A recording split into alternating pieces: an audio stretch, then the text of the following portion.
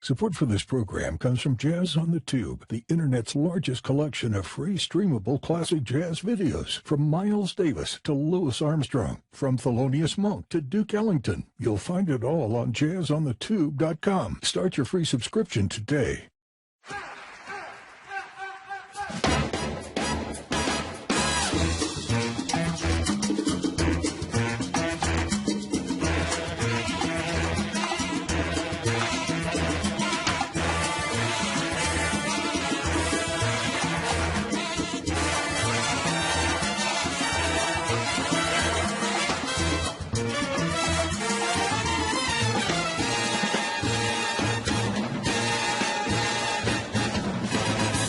Hi, and welcome to Jazz Talk, a Jazz on the Tube podcast. My name is Ken McCarthy, and this is where we talk with people who are doing important work that supports and illuminates the music we love. The writers, the scholars, the educators, the filmmakers, the producers, and more. And today we're going to be talking with jazz radio host, retired but esteemed, and jazz historian Dennis Owsley about a lot of things, with a main emphasis on the great city of St. Louis and its contributions to jazz. Welcome, Dennis. Well, thank you. I'm glad to be here. It's going to be fun. And Dennis, you had a major milestone recently. Less than a month ago, you retired after 36 years on KWMU, which is the public radio station for St. Louis. Exactly. I was held the fort down for a long time, and in the process, went from using LPs to CDs to digital things, recording it at home, and taking in digital files, and also wrote 2 books on St. Louis jazz. Great, and we're going to definitely talk about those. Now, we have listeners from all over the world, and we have some listeners that may never have left the East or West Coast. For the sake of those people, let's place St. Louis in space, in geography. How would you describe St. Louis's location to somebody that's not familiar with it? St. Louis is just south of the confluence of the Mississippi and Missouri rivers. It's about, if you're going from the east, it's about a third of the way across the country and due south of Lake Michigan. A long ways due south, but due south. And it's on the Mississippi River. And right, not exactly in the geographical center of the country, but getting pretty close. Yeah. So let's talk about what that location. Let's start with history first, before we get to the current scene in St. Louis.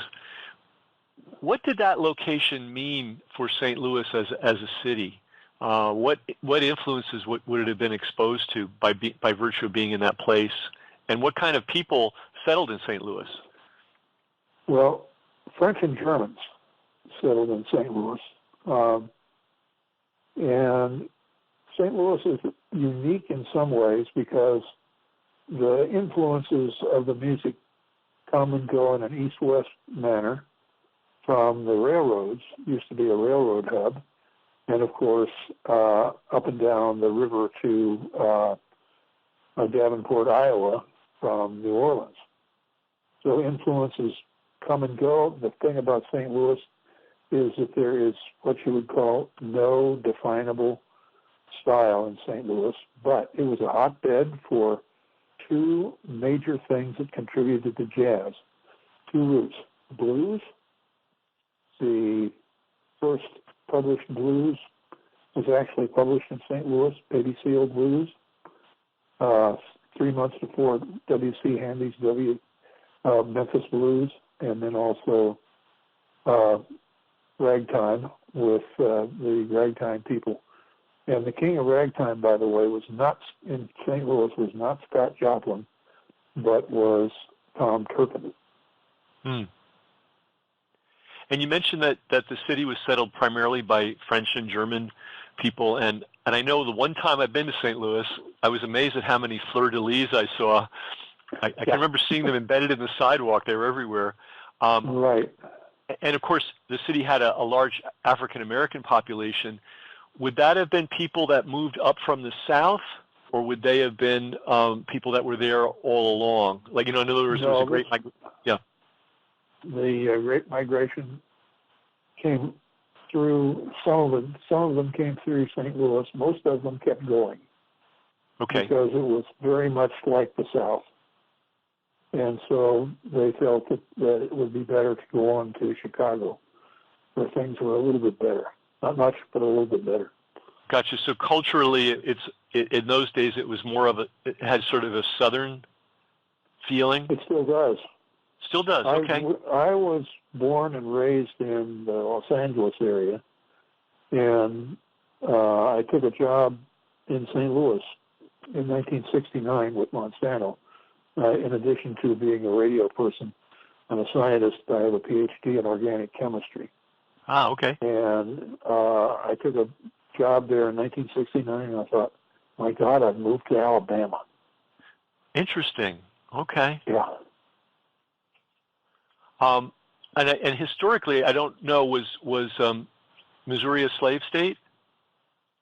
It was a free state, but really it was half slave, half free.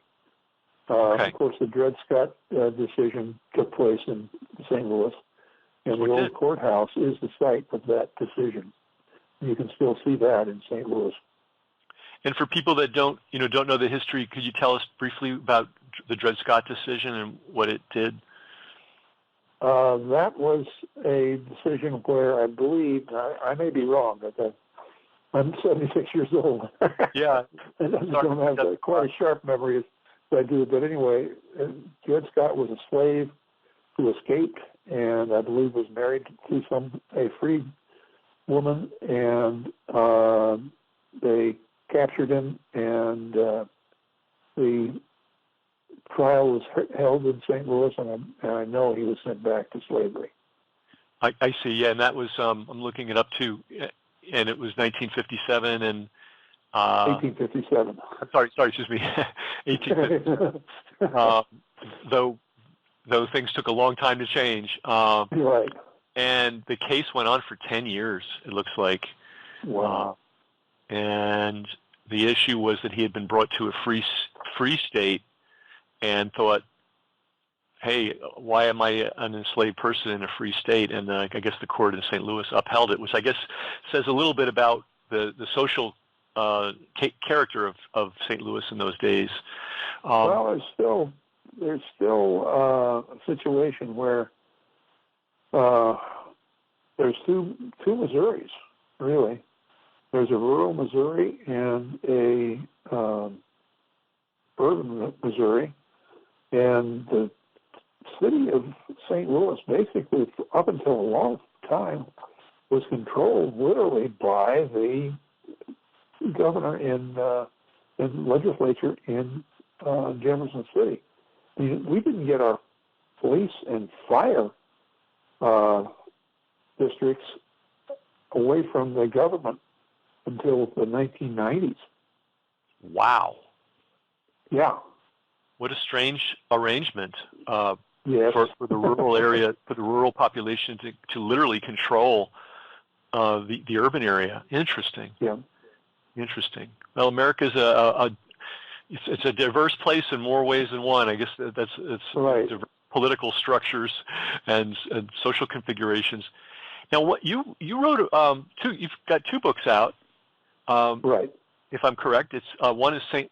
Louis Jazz: A History. That's the latest one. Yep. And that came out, it looks like, in July. And then you have another book, City of Gabriels, The History of Jazz in St. Louis, 1895 to 1973. Now, you have pointed out that St. Louis has a particularly important role in the development of the trumpet. Trumpet playing. Can you talk a little bit about that? Of course, everybody should know Miles Davis off just the top of their head, but I'm sure it's deeper than Miles. Well, one of the things about St. Louis is the fact that there are a number of trumpeters that go way back, and they have an identifiable sound that evolves through time, and you can, if you've got a good ear, you can spot a St. Louis trumpeter. Huh. So one of the first things that you need to know is that early on, you were a trumpet player, you got your lessons from a German teacher.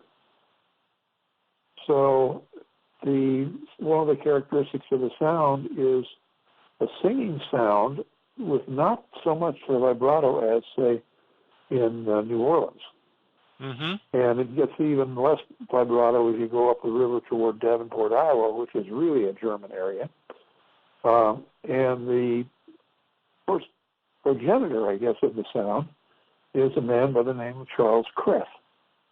And everybody patterned themselves after him. And the other thing about the St. Louis sound is that most all of the trumpet players used a Heym, H-E-Y-M, mouthpiece that was prescribed by a man by the name of Joseph Gustat, who was an Italian, but took a German name so that he could be the first principal trumpet of the symphony. He had a music store, and anybody that wanted to come in there and get stuff could. Black, white, didn't matter. And he prescribed this mouthpiece. So early on in the 20s, you have people like Kress and Dewey Jackson and a number of others, including early on in the late 20s, early 30s, a man by the name of Harold Shorty Baker, who was a trumpet player with Duke Ellington for years, and another one by the name of Clark Terry. I'm sure you know that name. Mm-hmm. And after Clark, there was Miles, and a few in between. And after Miles, there is Lester Bowie. Oh, the great Lester Bowie, yeah. And after Lester Bowie, there is Keon Harold. And Russell Gunn from the east side in between. And that's only about half the well-known trumpet players that have come out of St. Louis. Yeah, I just have to pay tribute to Lester Bowie. I think he was certainly acknowledged and respected and admired, but I think very underrated as a technician and trumpet player. I thought he was unbelievable. I knew him actually. Oh, you did? Yes, I did, and he was really a funny guy. Really a funny guy. Had a great sense of humor and very, very serious. Mm-hmm. And he said that there was no sound that he heard that he couldn't make on trumpet. His father was a well-known brass teacher who brought him to St. Louis in the late 50s. And his father taught him the St. Louis schools. And so they moved to St. Louis from somewhere else? Maryland. From Maryland. And, of course, Joseph, who I had a chance to meet and hear Joseph play a lot in New York in the, I guess it was 70s, and I thought he was one of the greatest trombone players of all time. He's not bad. I mean, he got more. He was so expressive with the trombone. It was just I thought it was breathtaking every time I heard him. Yeah, we often hear the AACM, and of course Joseph Bowie Lester was part of the art ensemble, which some people might think, oh well, that's an entirely Chicago invention, but Lester's from St. Louis. Right. So going back to go ahead. Go ahead. No, you please. One of the things about the art ensemble is that they dressed up in these interesting costumes, but the music was not all that wild. Mm-hmm. It was pretty straight ahead. If you listen to it and close your eyes and just listen to it, funny sounds, stuff like that, but boy, straight ahead, and it was well put together. One of the things that I found out, because I interviewed Roscoe Mitchell, was that the art ensemble, before they went on tour, went to a place in Oregon for 30 days and rehearsed for 30 days.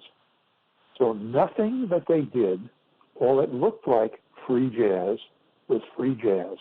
It was rehearsed to the T. Okay. And that's one of the things that is, I think, really a legend that should be dismantled about free jazz. All of these free jazz players rehearsed and rehearsed and rehearsed and rehearsed before they ever went out and played in public. Mm-hmm. And so if you're rehearsing and one of the people that you're playing with goes bleep, you know that you've got to go either blat, blat, or bloop, you know. Uh-huh. I had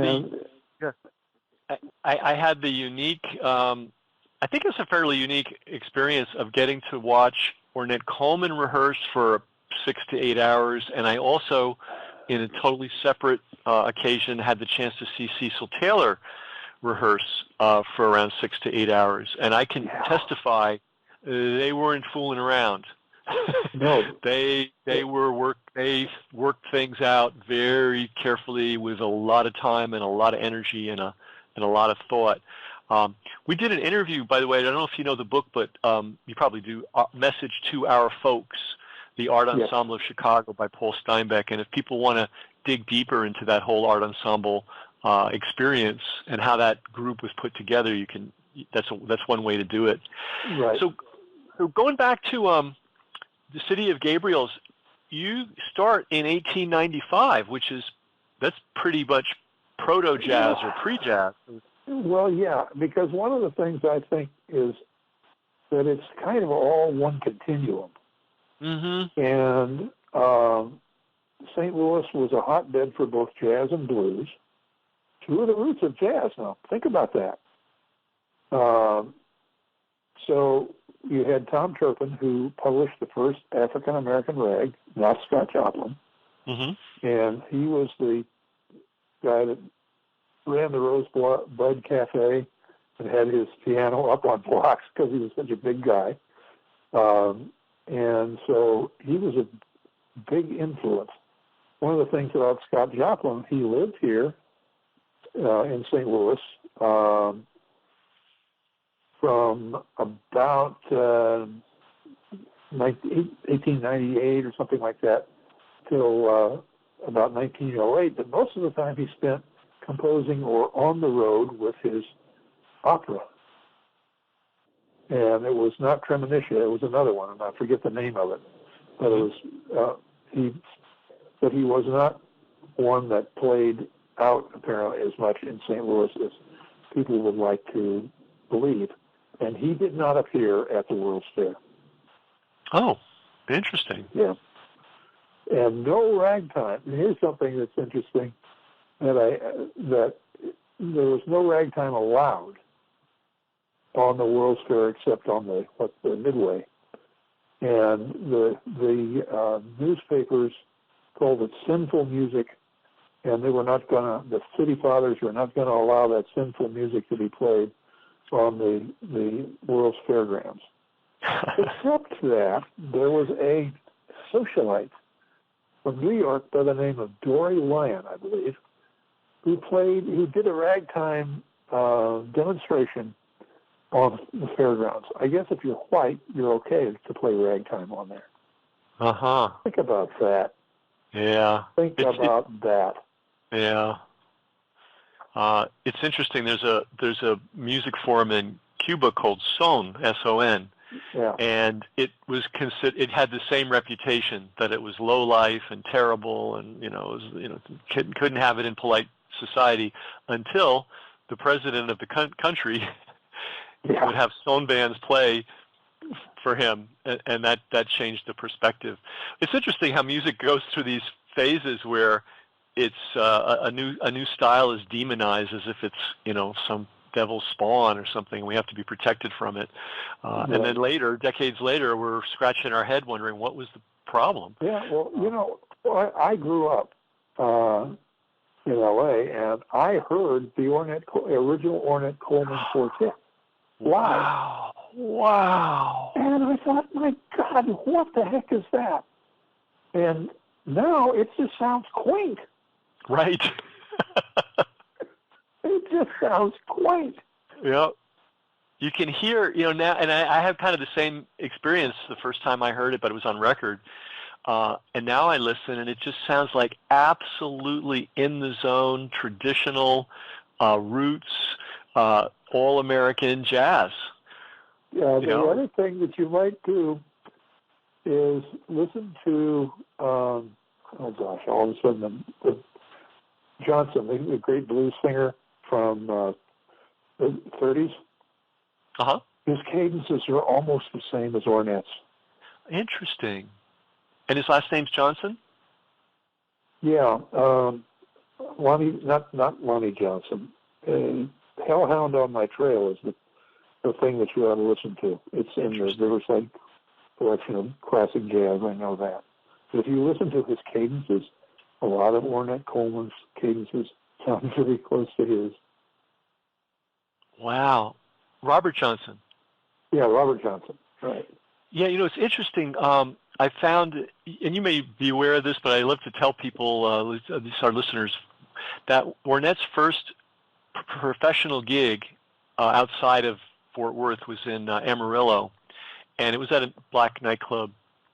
But in the evenings, in the late night, he would do, after-hours sessions with a hillbilly steel blues guitar player at age 19. Yeah, I'll send you the details on that. Yeah, it's in a very interesting book on Texas music. Yeah. So going back to the 95 as the starting point, what was, we don't have recordings from that, unfortunately, but we have sheet music and we have people's memories, and then we have music that there actually are piano rolls.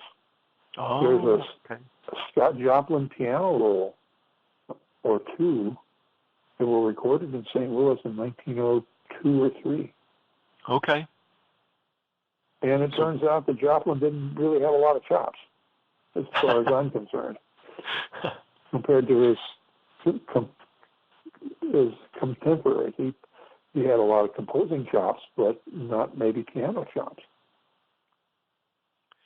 Yeah, you can't have it all, So we have St. Louis at the sort of midway roughly between Chicago and New Orleans, getting influence from all directions, also getting influence from the West, and that's something that we've been looking into a lot in the last year, how much great music came out of Oklahoma and Kansas and Texas. So St. Louis got that influence too, and I'm sure it got the Eastern influence when musicians would pass through and play. Right. So it was a real crossroads musically. Yeah, in fact, if you wanted to get a gig with a band, you just went to St. Louis and waited until somebody came through. Yeah. Interesting. It was known as a place to get picked up by well-known bands. And in fact, let's see, well-known bass player got picked up by King Oliver's Dixie Syncopators in St. Louis in 1927. And all of a sudden, I can't remember the name of the bass player. Yeah. But yeah. So the myth of jazz, and I use that word specifically, is that it started in New Orleans and sailed up the Mississippi River. Mm-hmm. Now, not to take anything away from New Orleans, because obviously it was a hotbed of creativity, and it probably produced numerically maybe more jazz musicians at that time than any other place. Right. It still is a great jazz center. It still is producing great jazz musicians and having an enormous influence in every possible way. But it's possible that jazz really developed in a different way than starting in New Orleans and sailing up the river. Could you comment on that and tell us your feelings about it? We had a guy here in St. Louis by the name of Gus Perriman. He's a pianist, and he was born someplace in Alabama around 1900, and he early on, had piano lessons, and was working very early on, and traveling by the time he was a teenager, playing a kind of a proto-jazz. And he traveled all over the South. And one of the things that people don't seem to realize is that ideas seem to arise spontaneously, but in different places. And I want to give you a couple of examples. The first one is the periodic table. And that one, it was first published in Russia in the 1870s or 1880s by a man by the name of Mendeleev. But there was another guy in Indonesia and another guy in Russia who published within days of Mendeleev. Wow. And did you say Indonesia? Yes. What an unlikely place in those days. And there's no connection between those places. No. Sonny Stitt and Charlie Parker sound very much alike, and they both appeared on the scene at about the same time. Sonny in Boston, Bird in Kansas City. So a lot of this stuff that you're talking about has to do with evolution of thoughts and human brains. And it's not necessarily separate. We're not, on some level, perhaps indescribable now. We are connected. Well, Carl Jung, the great, psychologist, always talked about, what was that? He talked about the collective unconscious. Right. That beyond the consciousness of individuals, there was this other consciousness that was sort of out there that people could tap into from different parts of the world at different times. And, whether we can scientifically establish that or not, it shows up again and again and again in history. For instance, I think Buddha and Lao Tzu and some other famous spiritual thinkers all basically lived roughly the same time, had very similar ideas, and yet they were separated by thousands of miles, and we haven't seen anything like that since. No. Yeah. It may be evolution, it may be a collective consciousness. I don't know. Yeah. But it's there, and we cannot deny that. So another model for jazz is that there was a music culture, and a lot of people were tapping into it. And I think one thing that we can't imagine these days because of the nature of the society we have now is how dominant live music was in people's lives. If there was going to be music, the only way you could hear it pre-recording was if people were playing it, which meant for music to exist, there had to be a deep culture, schooling, education, summer bands in the park, and parade bands, and firemen's bands, and just thousands of varieties of musical expression that we can't even imagine today. Well, one of the things that I know very well is that, we had this. A lot of the early history of jazz was written by foreigners, very liberal politically foreigners. And one of the things that they had in the back of their minds was this idea of primitivism. In other words, these black people, and actually if you really look around, there's Italians involved in it from the very first two, all were so primitive that they could pick up a horn and play anything. Except that that's not true. Right. I mean, I was just talking about Gus here, and if you read the biographies of all of the major jazz people, and I think I have, most all of them had music lessons as children. Yep. They didn't. This was not any primitive thing. Yep. Where they just had this ability. But were you aware that in the 20s that the black bands rehearsed with paper and then memorized it and played on the stand with no paper, because if they had a piece of paper up there, they couldn't get a job. Yeah, showbiz. Yeah. Yeah. Showbiz. And there's one other piece to this, and maybe you can tell me if somebody has studied this, because if not, it needs to be studied.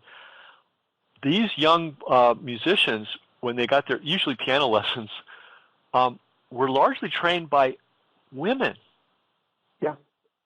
And that's right. So without those women laying down the foundation, because a good teacher makes all the difference. A bad music teacher could ruin somebody musically for life. So, and conversely, a good music teacher could open somebody up for life.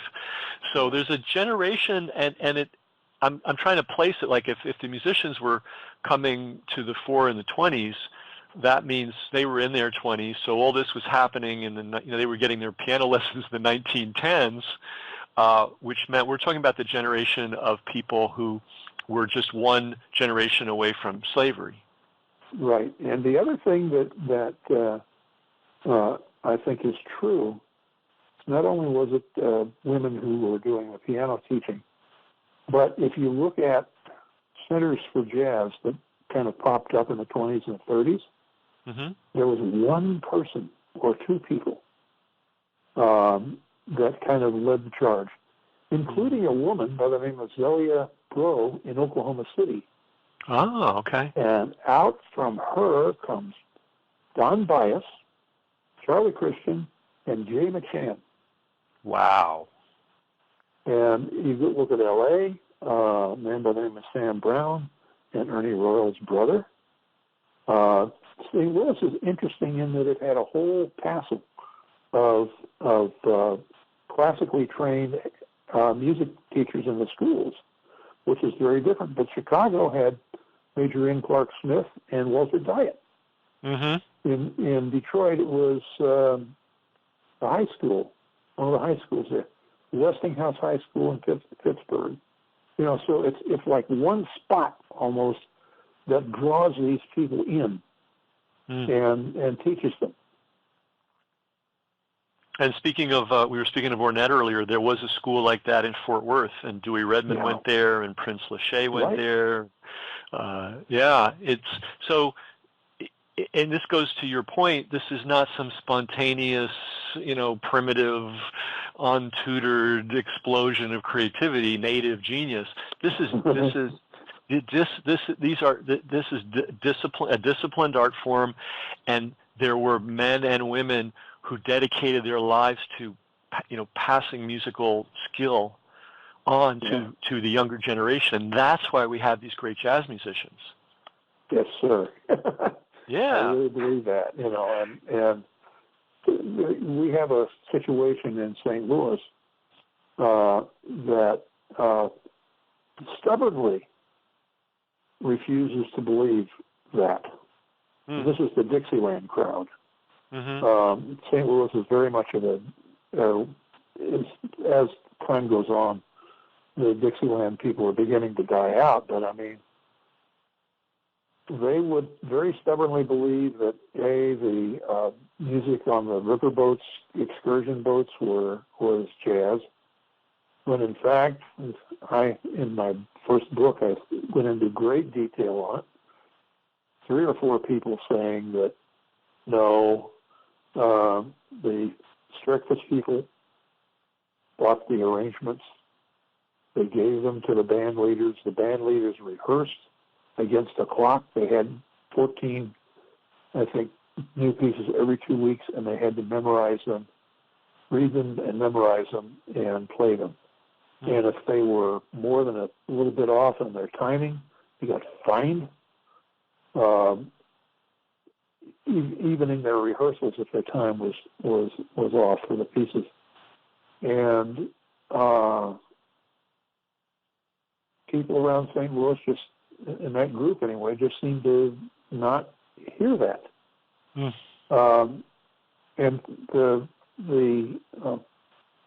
I think the name William Howland Smith wrote a book on jazz and the riverboats, and he called them red hot dance bands.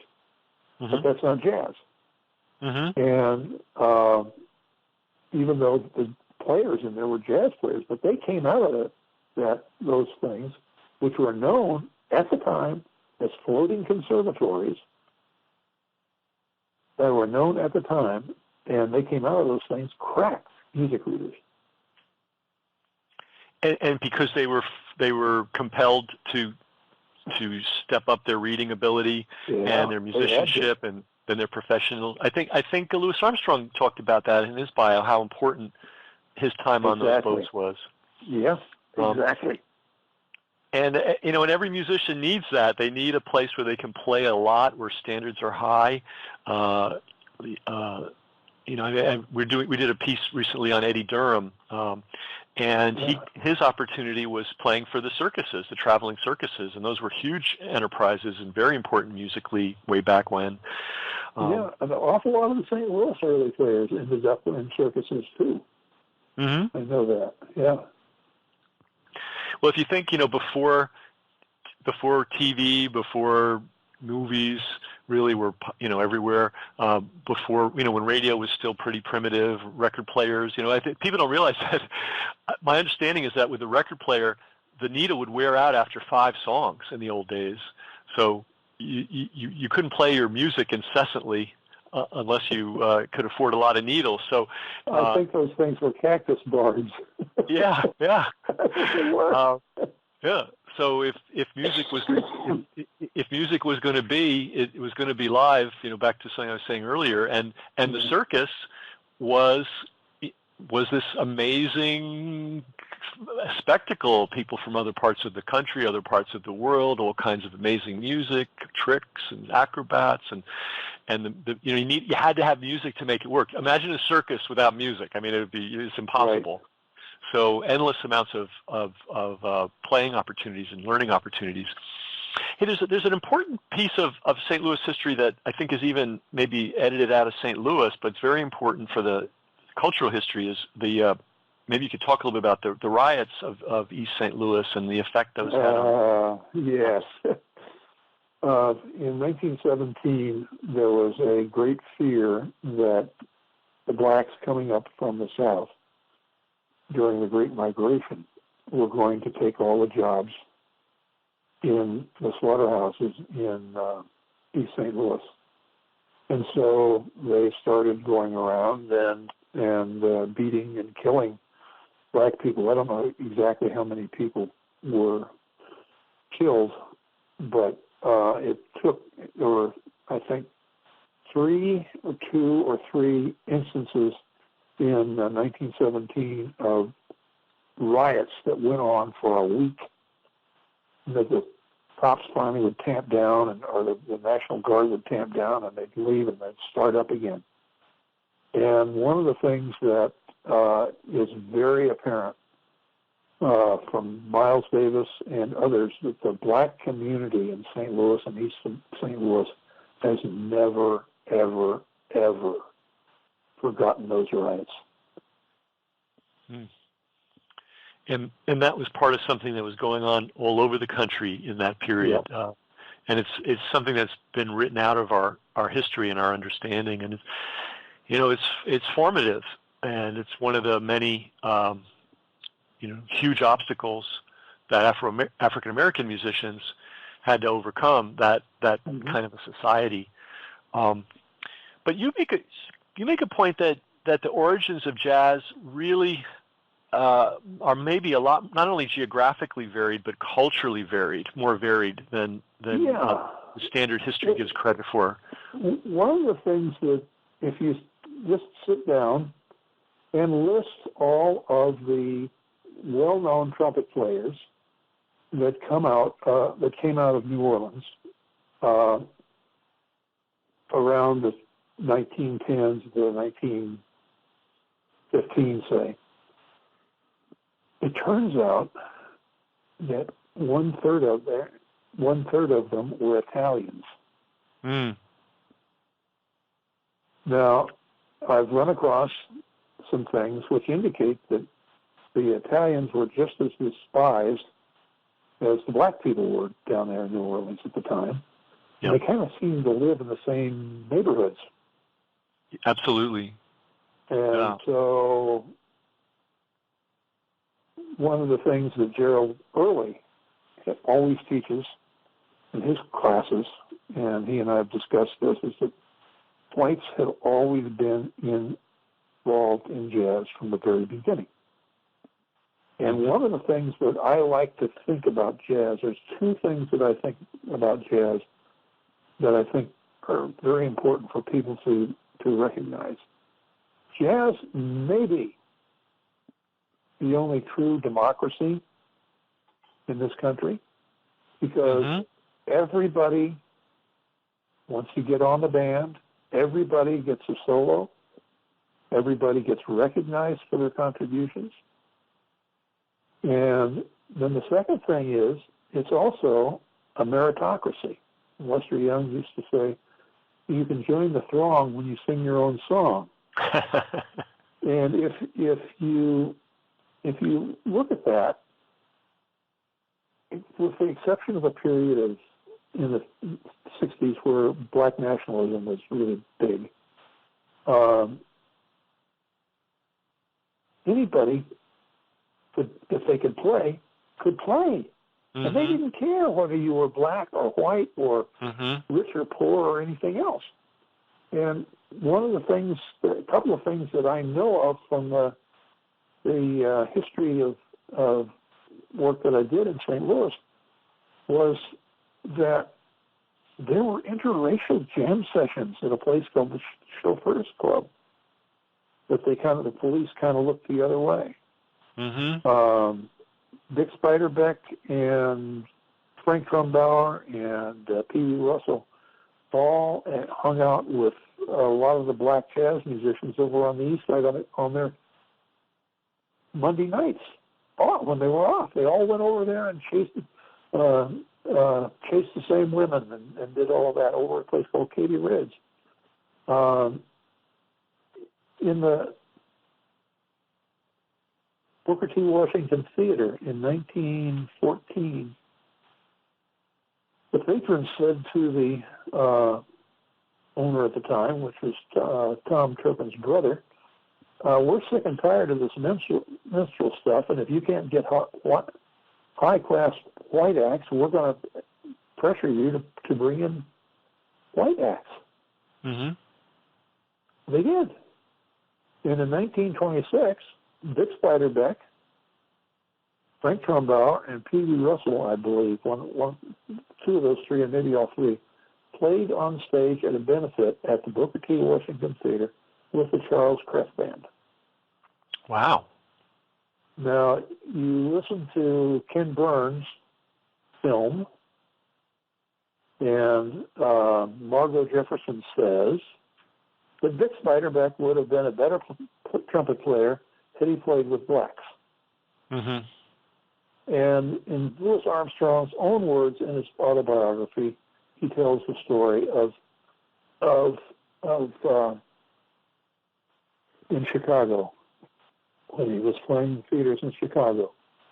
Spiderbeck and those guys from the Friar Society Orchestra would come into the theater where Louis was playing. They would close the doors and jam all night long. And why that was in that Ken Burns film, I don't know, but boy, I just about hit the ceiling when I heard that. Yeah, it's it's good we get this history out. I mean, and the music really was created throughout its entire history in two places, one on the dance floor, but also after the dance when the musicians got together. And, who knew Ornette Coleman did late-night jam sessions with a hillbilly steel blue guitar. And you mentioned Frank Trumbauer, and Lester Young, who we mentioned earlier, was a huge fan of Frank Trumbauer. Like, it was very clear that he learned the sort of the essence of how to tell a story from Trumbauer's music. So there was a lot of a tremendous back and forth always, though it took a while for it to become widespread. They didn't let it. Well, it wasn't well known to the authorities, shall we say? Yeah, and for young people listening to this, and I know in New Orleans it was a jailable offense to be a white person in a black environment, or vice versa in an entertainment environment. Hey, one thing about Italian, I'm going to say, these people were probably Sicilian, and there's a reason that that's significant. One is that Sicily, before Florida and Texas started growing citrus, was sort of the major place where citrus was grown. So there were a lot of boats going between New Orleans and Sicily carrying citrus. And so Sicily, which was devastated economically, and I mean it was as down as it could. The people, the regular working people, were just in a horrific condition in the late 1800s and early 1900s. A lot of them got on the boat and went to New Orleans, and yes, they were not welcome by white society.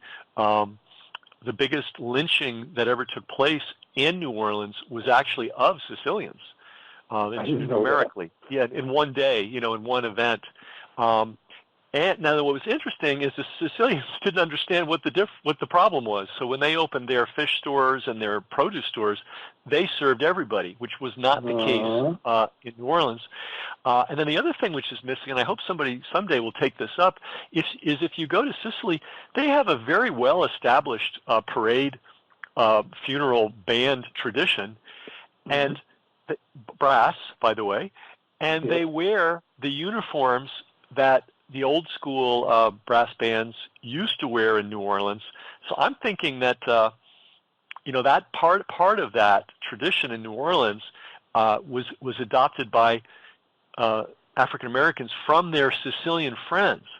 And the last piece of this, which is so interesting, is there's a tradition down there called Mardi Gras Indians, which is a whole long story. They celebrate two sacred days. One is Mardi Gras, of course, but the other one is St. Joseph's Day, which is a Sicilian festival. So why are African Americans celebrating a Sicilian festival? It has to be because when the Sicilians came over, they were all friends, and they were sharing music and food and conversation. Interesting. And then not to go too far off on this, but even rock and roll. Cosimo Matassa, a Sicilian grocer, was the first man to really record rock and roll in a big way. And black musicians really weren't invited into recording studios in New Orleans, but this Sicilian didn't see any problem with it, and he was recording Little Richard and Fats Domino and Chuck Berry, and sort of launched rock and roll. So there's a lot of Italian, African American cultural communication over the decades. Right. Hey, let's talk about St. Louis today, the scene today, because we have a lot of people that like to visit the U.S., and I always tell people, well, you have to go to New York, of course, and you probably should go to New Orleans, but there's a lot of cities in America that still have good jazz scenes. What can you tell us about the St. Louis scene and what people should look for if they visit? St. Louis has one of the best, probably top 5, maybe top 2 jazz clubs in the world right now with jazz at the Bistro, and the organization is called Jazz St. Louis, and they have a huge educational component to that club, which is just a wonderful place to go to. You can't believe the sound in that place. But they, over the years, have touched 160,000 children with their in-school things that they do. One of the things that I always did when I was there before they got the new place was I always drove the musicians to their school opportunities. And one of the rules that you have to follow when you play there is that you will do a in-school clinic. Now they can bring 3 and 4 schools down for a clinic, and every traveling group that's there always gets a clinic, and it doesn't matter who that person is, how famous they are or not famous, they will get a clinic from those guys and women. Fantastic! Yeah. Wow, so they're really planting the seed. That. So that is one of the things. Now, the other thing that is interesting there is that we have a small but very good jazz education department at Webster University in Webster Groves, Missouri. Mm-hmm. And they have concerts during the school year about every other Monday night. And some of those concerts here almost approach the skill of the great traveling musicians that we get. And I'll tell you something that I heard that it still actually kind of makes me choke up. Their big band was doing a concert on Mingus. Mm-hmm. With Mingus's stuff. No, it's not, Mingus's big band stuff or Mingus's compositions are not easy. No, not to do well. And these are kids, right? Yeah. 18 to 21, 22 years old. And it was like the ghost of Mingus showed up. Wow. Beautiful. And they played so far over their heads. Beautiful. Oh. And then, of course, unbelievable. Mm. And can you tell us the name? Can you tell us the name of that school again for people? Okay, it's Webster University. Webster University in Webster Groves, Missouri. Now, the Washington University has a place called my 76-year-old brain something Holmes Lounge. Okay. Where they have weekly jazz concerts all year long, and they're mostly local people, but they have some national people coming in. University of Missouri St. Louis has a jazz department now. Jim Widener, for a long time, headed the music and big band part of it, and he's retired, and they've gone to a full-blown jazz department. St. Louis U has jazz courses. The problem with St. Louis is that there are very few other places to go for jazz besides these places, and the clubs in general have no idea how to advertise. So a club will start, and they won't advertise. They won't let anybody know they're there. And so it'll happen for over 3 or 4 weeks or 5 weeks, and then boom, it's gone. And so there's a place called BB's Jazz, Blues, and Suits, which occasionally has jazz. But in general, the people that want to start these clubs seem to have no business sense at all. Yes. Yeah. I don't know if it's any worse anyplace else, but that's an interesting problem. The other interesting problem is that St. Louis has is what I call a tall poppy syndrome. It's known as something that actually is a thing that comes from Australia. And if you are a St. Louis artist, and it doesn't matter what kind of an artist you are, if you never leave St. Louis, you aren't worth anything. Mm-hmm. Mm-hmm. If you go to New York and come back, you're a gigantic star. Mm-hmm. Even though you're probably just as good a musician. There are many musicians or artists just as good as you are. You will never get the recognition. They do not, except for the symphony, they do not recognize their local artists at all. Uh-huh. That's a tragedy.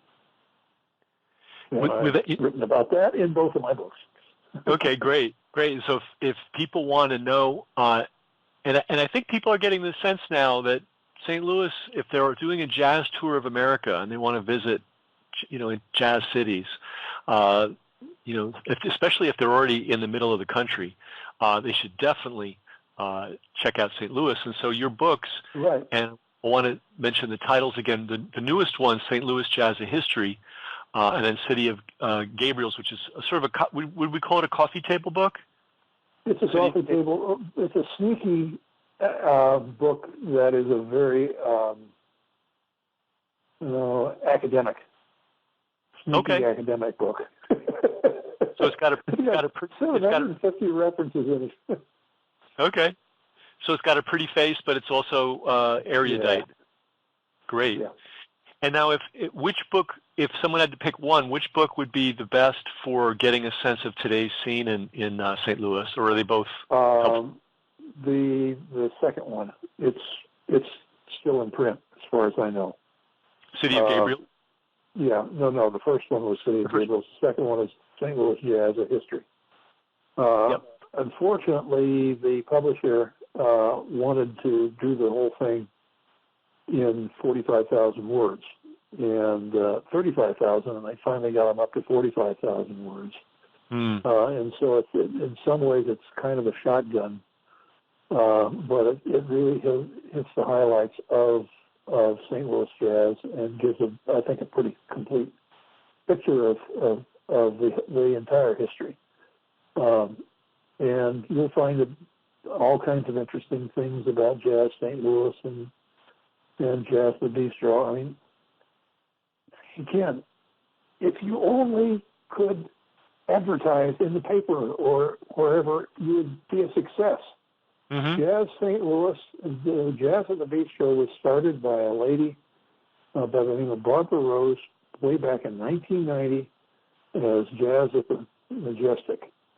And then she had to move to where the Jazz at the Bistro is now. And she passed in 1998.